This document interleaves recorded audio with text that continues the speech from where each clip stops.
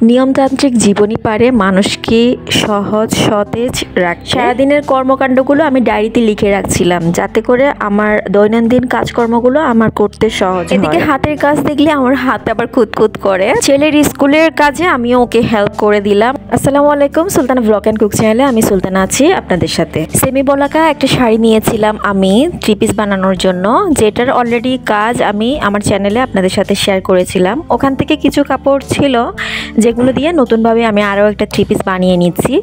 তো 3 পিস বানানোর ক্ষেত্রে কামিজের জন্য বরাবরই 3.25 গজ কাপড় নিয়ে রাখি, যেহেতু এই কাপড়গুলো বহর বেশি, কারণে 3.25 গজ নিলেই যথেষ্ট। তো আমি ডিজাইনটা সহজভাবে দেখানোর জন্য আপনাদেরকে এখানে আমার কামিজ একটা বিছিয়ে জাস্ট চারপাশে একটু পেন্সিল দিয়ে আমি হালকা একটু ড্র করে নিব, যাতে করে আমার এই ড্র করা অংশের ভেতরে আমি ডিজাইনটা করতে পারি। এতে করে দেখা যায় কি ডিজাইন কাটা পড়ে যাওয়ার কোনো চান্স থাকে না। যদিও হ্যান্ড পেইন্ট যেহেতু একটু কাটা পড়লেও অতটা বেশি সমস্যা হবে না।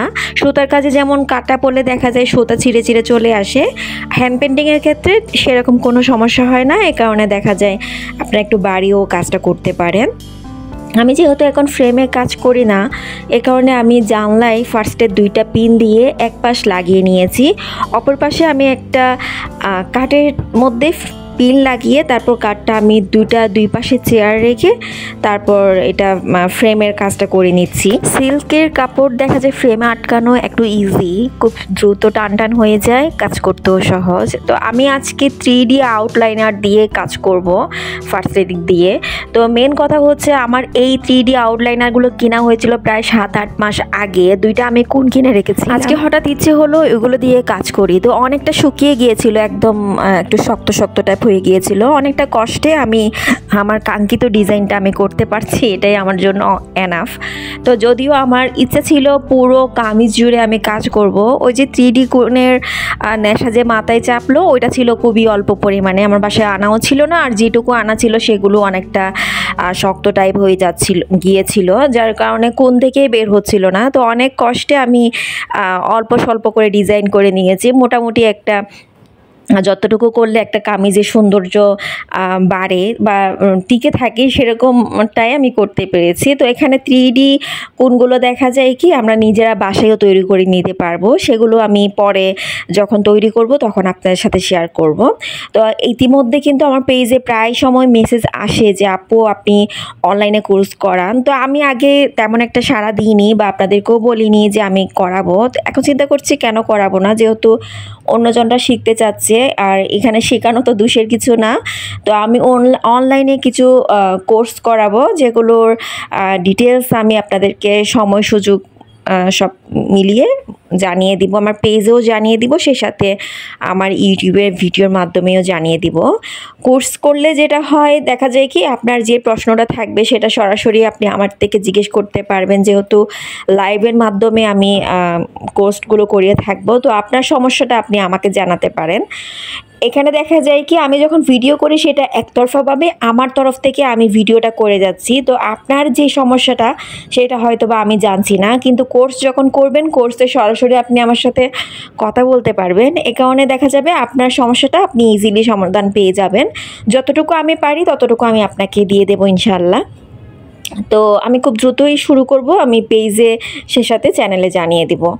তো যাই হোক, এটা যেহেতু সিল্কের কাপড় ছিল আর আমার ইচ্ছে ছিল যে একটু গোল্ডেন একটা ভাইব রাখি, সে কারণে আমি গোল্ডেনের আউটলাইনার দিয়ে কাজটা করে এর মধ্যে হচ্ছে আমি পিঙ্ক কালারের কালার করে নিয়েছি। যেহেতু এটা একদম পিঙ্ক কালারের একটা কামিজ, আমি ডার্ক পিঙ্ক কালার মানে ম্যাজেন্টা কালার টাইপেরই একটা ফুল করে নিয়েছি।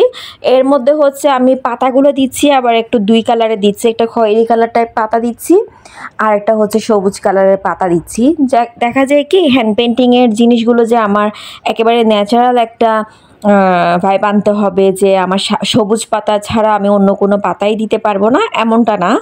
হ্যান্ড পেইন্ট জিনিসটা যত বেশি কালারফুল করা যায় ততই কিন্তু বেশি ভালো লাগে। তো আমি এখানে ম্যাজেন্টার সাথে যে কালারগুলো ভালো লাগবে আমি সেগুলো দিয়ে নিচ্ছি। এরপরে হচ্ছে আমি আবার একটা ডার্ক সবুজ কালার দিয়ে ঢালপালা করে নিচ্ছি। তো ঢালপালাগুলো করার সময় যেটা চিন্তা করলাম যে ফুলগুলোর পাশেও যদি একটু ডার্ক সবুজ করে নিই আমার কাছে মনে হচ্ছে মন্দ হবে না, যেহেতু আউটলাইনারটা ছিল গোল্ডেন কালারের আর কিছু কিছু অংশে আউটলাইনারটা কাজ করেনি, ওই যে বললাম শুকিয়ে যাওয়ার কারণে এটা ভালো করে কাজ করেনি। তো যার কারণে আমি আবার কিছু কিছু জায়গায় একটু সবুজ কালার করে নিয়েছি। এতে করে দেখা যাচ্ছে কি জিনিসটা অনেক বেশি ফুটে উঠছে বা আউটলাইনটা অনেকটা বেশি ফোকাস হচ্ছে। তো যখন যেটা যেভাবে মানায় সেভাবে আসলে হ্যান্ডেল করতে হয় আর কি। ফাইনাল লুকটা দেখার পরে তো আমার অনেক ভালো লাগছে। আর সেমি বলাকা সিল্ক এগুলো হচ্ছে রাজশাহীর যে কোনো কাপড়, সেটা হতে পারে মসলিন বা বলাকা সিল্ক, সবগুলোই এত সফট হয়, ঠান্ডা হয়, কাপড়গুলো পরে আসলে অনেক আরাম পাওয়া যায়। তো এগুলো দেখা যায় ভেতরে কোনো ইনার দিয়েও সেলাতে হয় না, একদম নন ট্রান্সপারেন্ট একটা কাপড়। শাড়ি বলুন বা শাড়ি দিয়ে যেহেতু আমি 3 পিস বানিয়েছি, তো 3 পিস বলুন সব কিছুই হচ্ছে সেম, এগুলোতে কোনো ঝামেলা হয় না। এদিকেও হচ্ছে আমি আবার বসে একটু লেখালেখি করছিলাম। আসলে আমার কাছে মনে হচ্ছিল দীর্ঘ কয়েকদিন ধরে সব কিছু থেকে যেহেতু আমি একটু বিরতি নিয়েছিলাম, তো বিরতির পরে যখন নতুনভাবে সব কিছু আবার আগিয়ে নিয়মে সব কাজকর্ম করতে চাই বা সব কিছু যখন খুব প্রপারলি করতে চাই, তো সেটা অনেক সময় দেখা যায় হয়ে ওঠে না। ওই যে মাঝখানে যে গ্যাপটা পড়ে গিয়েছে, গ্যাপের সময় আমরা যে কাজটা করেছি যে টাইমে সেটাই চলে আসে মাথায়। সেটা না আসার জন্য আমি ডায়েরিতে লিখে রেখেছি আমি সকালে কয়টায় উঠবো, কয়টায় কী করব না করব সব কিছু ডিসিপ্লিন অনুযায়ী করার চেষ্টা করব আমি ডায়েরির মোতাবেক। সেই টার্গেট নিয়ে আমি একটা রুটিন লিখে রেখেছি।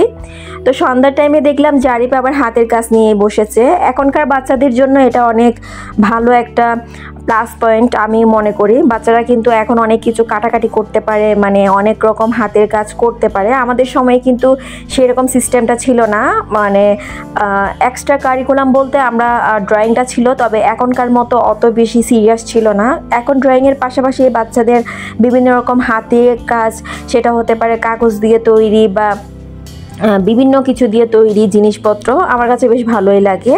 তো ছেলের কালকে আবার আরও কিছু পরীক্ষা ছিল, পরীক্ষার পড়া প্রস্তুতি নিবে, সেই সাথে এগুলোর প্রস্তুতি অনেকটা লেট হয়ে যাচ্ছে। চিন্তা করলাম ওকে আমি সহ হেল্প করি। তো ওকে আমি দেখিয়ে দিচ্ছিলাম, ও অপর পাশে কিন্তু ফুলগুলো কাটছিল, আমি কয়েকটা ফুল আমি কেটেছি, বাকিগুলো ও কাটছে। ওকে আমি দেখিয়ে দিচ্ছি কিভাবে কি করবে।